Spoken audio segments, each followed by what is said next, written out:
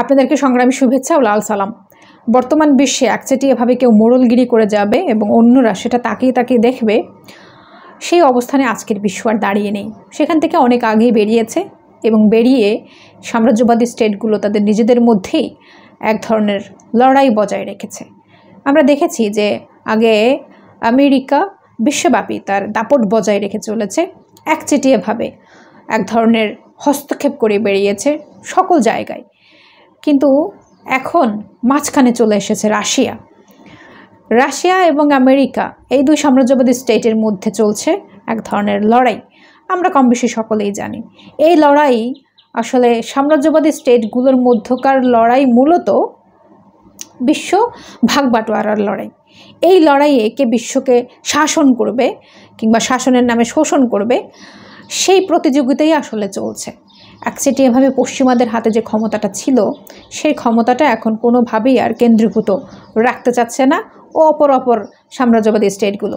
সেই জায়গা থেকে এশিয়ার মধ্যে যদি তাকাই, তাহলে চীন আছে, ওদিকে রাশিয়া আছে।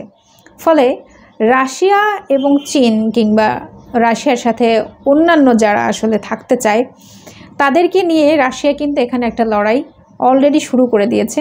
আপনারা জানেন যে এখানে রাশিয়ার সাথে ইউক্রেনের যে যুদ্ধটা চলছে এবং তার পেছনে কলকাঠি নাড়ছে আমেরিকা, এটা আমরা কম বেশি তো সকলেই জানি। কিন্তু দেখা যাচ্ছে যে শুধুমাত্র রাশিয়া ইউক্রেনের যুদ্ধ, কিন্তু রাশিয়া ইউক্রেনের যুদ্ধ নয়, এটা হচ্ছে যে বিশ্বে ভাগাভাগির দিক থেকে কে এগিয়ে থাকবে, সেই এগিয়ে থাকার লড়াই।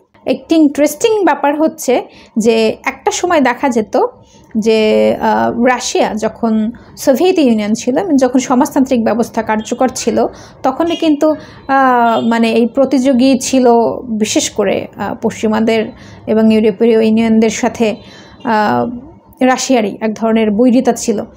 কারণ সমাজতান্ত্রিক বিশ্ব ব্যবস্থাকে ধ্বংস করার জন্য এখানে পশ্চিমারা তো উঠে পড়ে লেগেছিল।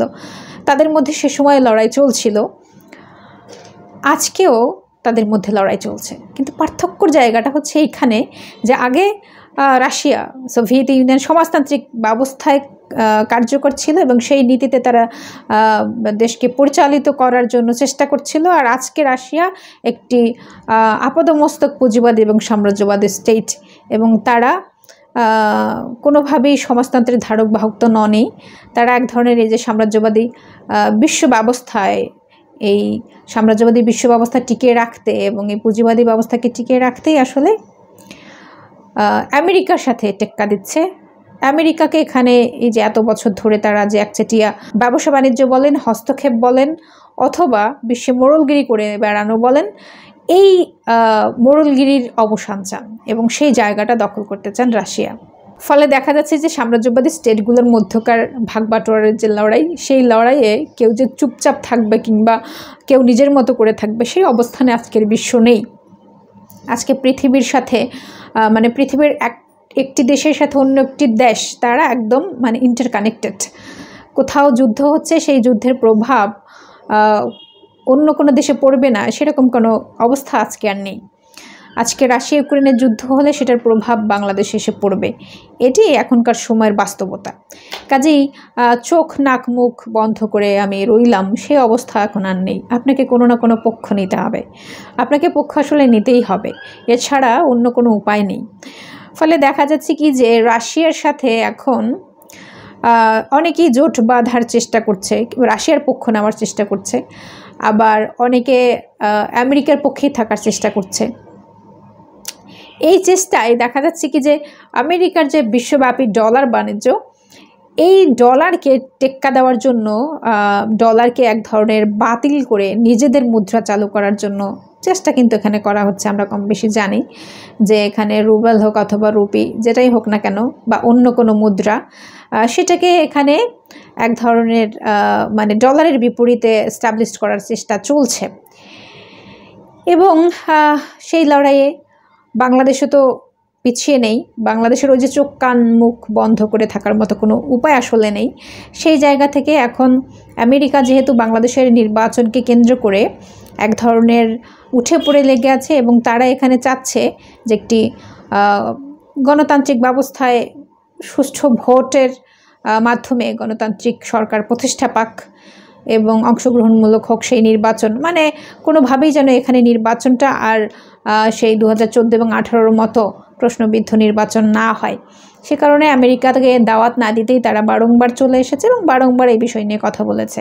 সেই দিকটাতে দেখা যাচ্ছে কি যে রাশিয়া তারা কিন্তু আবার সেখানে হস্তক্ষেপ করেছে। তারা বলেছে যে এটা বাংলাদেশের অভ্যন্তরীণ বিষয়, আমেরিকা সেখানে হস্তক্ষেপ করা মানেই হচ্ছে গিয়ে একটি দেশের অভ্যন্তরীণ বিষয়ে হস্তক্ষেপ করা, এটি কোনোভাবেই কাম্য নয়। ফলে রাশিয়া যে শুধুমাত্র বাংলাদেশের পক্ষ নিচ্ছে বিষয়টা কিন্তু সেটা নয়। আমি আগেই বলেছি যে যেহেতু বিশ্ব ভাগ বাটোয়ারার লড়াই এখানে চলছে, কাজেই রাশিয়া আমেরিকার বিরোধিতা করার জন্যই এই যে বলছে বাংলাদেশের অভ্যন্তরীণ বিষয় হস্তক্ষেপ করার কথা। এটি তো মানে আয়নার মতো পরিষ্কার। কাজেই এখানে এই যে মানে বিশ্ব ভাগাভাগির লড়াইয়ে আমাদের মতো দেশগুলো যারা এখানে আসলে এক ধরনের ছোট দেশ হিসেবে আছে কিংবা যারা লোন করে তারপরে দেশ চালায়, আমাদের মতো দেশগুলোকে তখন কি করতে হয়, তখন হচ্ছে যে কারোর না কারোর আসলে পক্ষে যেতে হয়।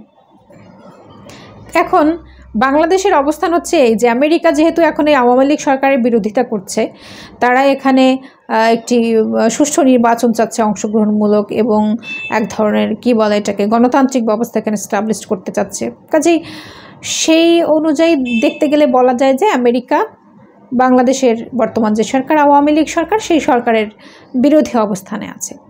এবং সেই জায়গা থেকে অপরদিকে যদি দেখি যে রাশিয়া এই বাংলাদেশের গণতান্ত্রিক ব্যবস্থা বলেন, সুষ্ঠু ভোট বলেন, যেটাই বলেন না কেন সে ব্যাপারে কথা না বলে তারা বলছে যে এটি বাংলাদেশের অভ্যন্তরীণ বিষয়। তার মানে তারা মানে ইনডিরেক্টলি শেখ হাসিনা সরকারকে সমর্থন করছে। সেটা শুধুমাত্র বাংলাদেশে মানুষের কথা ভেবে কিংবা বাংলাদেশের অভ্যন্তরীণ বিষয়ের কথা ভেবে নয়, আমেরিকার বিরোধিতা করার জন্যই তারা এই কথাটা বলেছে। কাজেই যে বিশ্বে বড় দেশ সাম্রাজ্যবাদী দেশের সঙ্গে লড়াই, এই লড়াইয়ে বাংলাদেশ যে মধ্যম অবস্থানে আছে এটির ফল আসলে কোথায় গিয়ে দাঁড়ায় সেটি এখানে এক ধরনের আতঙ্কের বিষয়। মাঝখানে যেহেতু এখানে চীন আছে, চীন কিন্তু একটু একটু করে ধীরে ধীরে তারাও কিন্তু বিশ্বে এক ধরনের দাপটগিরি করে বেড়ানোর চিন্তায় বা চেষ্টায় কিন্তু চলছে। দেশে যে যদিও তারা এখানে দেশে দেশে যুদ্ধ বাঁধাচ্ছে না কিংবা তারা নিজেরাও যুদ্ধে জড়াচ্ছে না, কিন্তু তাদের এই যে আন্তর্জাতিক বাণিজ্য, এই বাণিজ্যের মধ্য দিয়ে কিন্তু তারা একটু একটু করে এগোচ্ছে। বাজার দখলের যেই বাণিজ্য, সেই বাণিজ্যে কিন্তু চীন অনেকটা এগিয়ে আছে। কাজেই আমেরিকার আসলে এখানে চীনকেও ঠেকাতে হবে। ফলে রাশিয়া আছে, চীন আছে, আমেরিকা আবার ওই পাশে আছে, এদিকে আবার ভারত আছে। ভারত পড়েছে আবার মানে এক ধরনের মানে ঠান্ডা মুশকিলে। এদিকে ভারতের প্রতিপক্ষ চীন, আবার সেই জায়গা থেকে বাংলাদেশ বন্ধু রাষ্ট্র এবং বাংলাদেশ ভূ রাজনৈতিক দিক থেকে খুবই গুরুত্বপূর্ণ জায়গায়। এখন আমেরিকার প্রতিপক্ষ আবার চীন, ভারতের প্রতিপক্ষও চীন, এই দিক থেকে স্বার্থ আবার অভিন্ন, মানে তাদের দুজনের স্বার্থ একই। ফলে বাংলাদেশে এরকম একজন সরকারকে আসলে থাকা দরকার যে আমেরিকা এবং ভারত দুইজনের স্বার্থই আসলে রক্ষা করে চলবে, যাতে এখানে চীনকে ঠেকানো যায়। এখন ভারত তো আবার আওয়ামী লীগের এক ধরনের একনিষ্ঠ বন্ধু, সেই জায়গা থেকে তারা গোলাম সরকার হিসেবে আওয়ামী লীগকেই প্রেফার করে। কিন্তু বাদ সেধেছে আমেরিকা। আমেরিকা এখানে আওয়ামী লীগের কোনোভাবেই ক্ষমতা চাচ্ছে না, কারণ আমেরিকা নিশ্চয়ই এটা মনে করছে যে আসলে চায়না এবং রাশিয়ার সাথে সরকারের, আওয়ামী লীগ সরকারের যে দহরম মহরম চলছে, এইটা যদি চলতে দেই তাহলে এখানে আমার পাত্তারি ঘুটিয়ে পালাতে হবে, আমার এই দক্ষিণ এশিয়ায় কোনো ক্ষমতা আর বজায় থাকবে না। এখন এই যে মানে বিশ্বব্যাপী ভূ রাজনৈতিক লড়াই বলেন কিংবা হচ্ছে রাজনৈতিক লড়াই বলেন, যেটাই বলেন না কেন, সেই জায়গা থেকে হিসেব নিকেশ 80-90-10 থেকে অনেকটা পাল্টেছে। এখন কে কার বন্ধু হবে, কে কার শত্রু হবে, এই ব্যাপারটা খুবই জটিল বিষয়। মানে আগে একজনের বন্ধু একজন ছিল, এখন সে বন্ধু থাকবে এরকম কোনো গ্যারান্টি আসলে দেওয়া যাচ্ছে না বা দেওয়ার কোনো বাস্তবতাও নেই। সেই জায়গা থেকে দাঁড়িয়ে এখন বলা যায় যে বাংলাদেশ একটি অত্যন্ত গুরুত্বপূর্ণ জায়গায় দাঁড়িয়েছে এবং সংকটজনক জায়গায় দাঁড়িয়ে আছে। বাংলাদেশ যেভাবে এগোচ্ছে সেইভাবে যদি এগোয় তাহলে বাংলাদেশের কপালেও খুব ভালো কিছু আছে সেটা মনে হয় না। বাংলাদেশের কপালে মানে বাংলাদেশের জনগণের কপালের কথাই বলছি। এটা এর জন্য বলছি যে আগামী 7 সেপ্টেম্বর ঢাকায় আসছেন রুশ পররাষ্ট্রমন্ত্রী সের্গেই লাভরভ।